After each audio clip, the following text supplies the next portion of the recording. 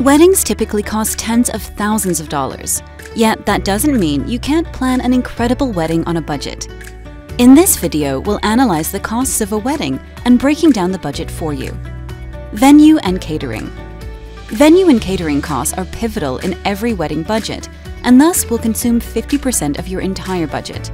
This aspect includes renting out your venue, paying for catering, alcohol costs, and any venue-based rentals such as chairs or tables for your guests. Photography and videography. Hiring your wedding photographer and videographer services should take up about 12% of your budget. A small portion of that should go towards ordering your personalized wedding hashtags, so you can share them with your guests and get everything to post their photos online with your unique hashtag. Wedding attire, hair and makeup.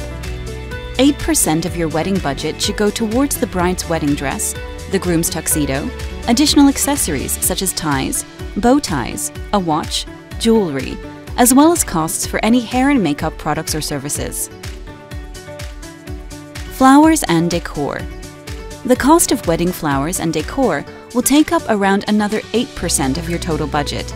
This includes bouquets, boutonnieres, wedding table centerpieces, place cards, and other decor. Music and entertainment. If you and your partner are planning on having any entertainment in the form of a wedding DJ or live wedding band, this is where all those costs should be accounted for, another 8% of your budget. Wedding planner and officiant. Hiring a wedding planner can be a great way to stay organized and alleviate some of the stress from planning an entire wedding by yourself.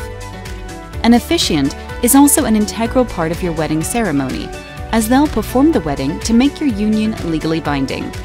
These two services will typically take up 3% of your total wedding budget. Wedding bands. Both you and your partner's wedding bands should take up another 3% of your overall wedding budget. Stationery. 2% of your total budget should be spent on stationery.